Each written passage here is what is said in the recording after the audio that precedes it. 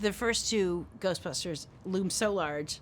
They're such a part of our childhood and growing up, and we've seen them a million times and quote lines, and it seems impossible that anyone doesn't know. But it's been long enough where there are all these people that don't know it. It wasn't quite a part of their lives. So to get to be able to do this and reintroduce it, and if they see this, and you obviously they're going to go back and see the original two, but it's like a perfect storm. It's like it was made with all just everybody who was involved in making this Ghostbusters had such tremendous love and respect for the originals. It's like, we just felt like we were like, come on, we gotta. It was like an old coach coming back, and you just wanted to make them proud. It was, and then to get the blessing of, the original cast and Ivan, and it all felt so kind of surreal and fantastic.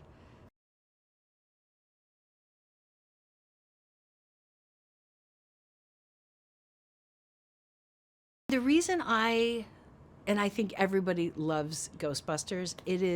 It's a story that I always love as an audience member. It is four unlikely heroes that save the world. And it's with ghosts and it's with these science geeks, and they're not the typical heroes, and I just love that story.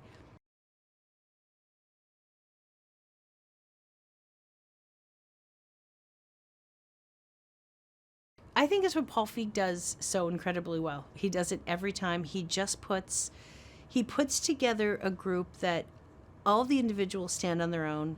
It's individual voices, it's different points of view. I mean, Kate and Leslie and Kristen and myself, we all have a different perspective of the world and a different, even if we're similar, there's still a little, there's a, everybody has their own kind of spin on things. And to make all of that be different and yet work so harmoniously is amazing.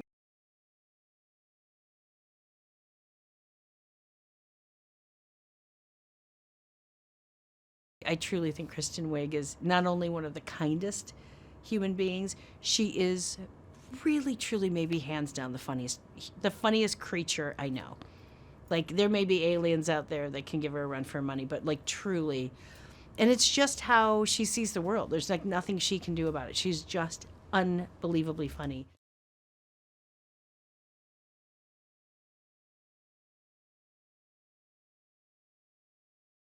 Kate truly may be an alien.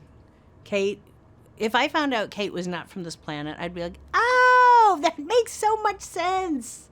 Of course she's not from here.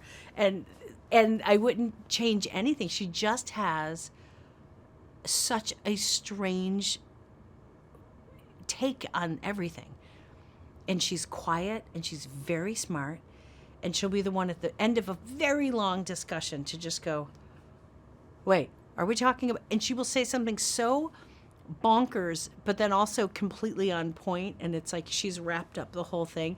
You never know what she's going to say or how she's going to kind of interpret a situation.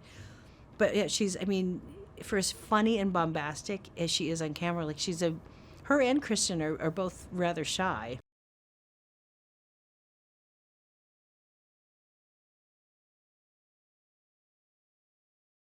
Leslie is literally just like, ta-da! I'm here, damn it! And I wouldn't. You don't know what she's gonna say. I mean, maybe that's the one link. I never know what any of them are gonna say. It could be so sweet, so thoughtful, insane. But yeah, Leslie is like somebody made that mold, and then Leslie came out of the mold, and then broke the mold herself, and said there will only be one Leslie Jones.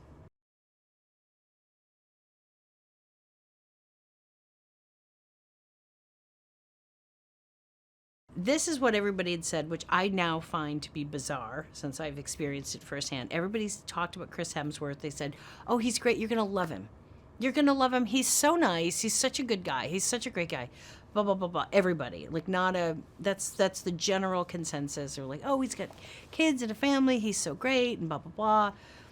No one, which I find super strange now, mentioned like, oh, and by the way, he's like bizarrely funny, but like a geeky guy that's never dated and has to be funny because it's the only way things are going to work out for him. That kind of funny.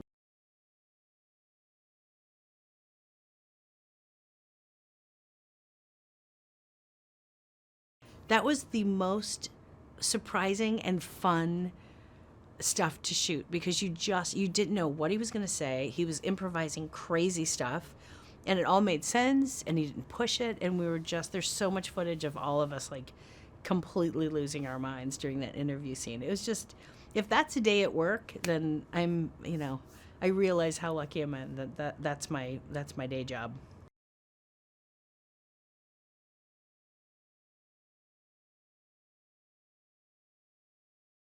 I let Paul get about halfway through the sentence before I say sure. Now what is it? What do you want to do? I don't really need to hear what it is or who's in it or what I'll be doing. I've offered. I've said if you need me to do like a one act in your backyard, I'm game.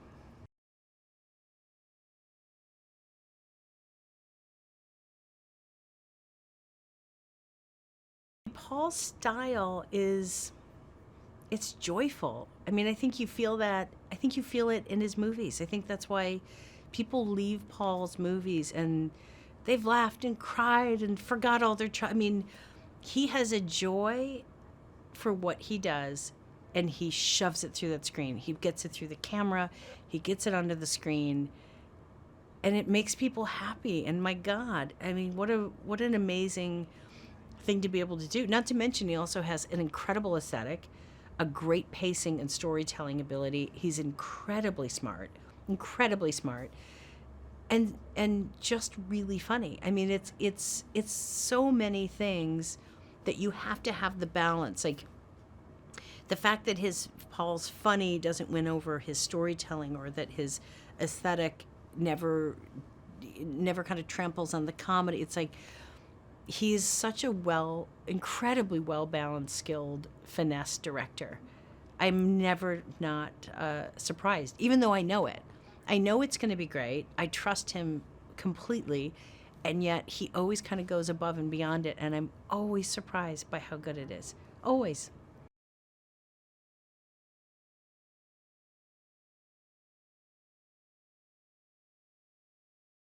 Personally, selfishly, I am excited to take my two girls to see it. I have a 6 and a 9-year old that do not know I'm in the picture business because I've not been able to take them to anything, which is also Paul's fault. Let's be really honest.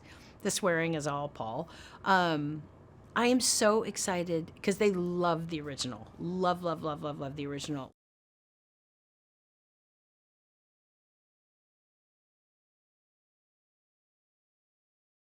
It's like one of those great classics where you can take your whole family, and you don't, like, the grown-ups don't feel like they're going to see a kids movie.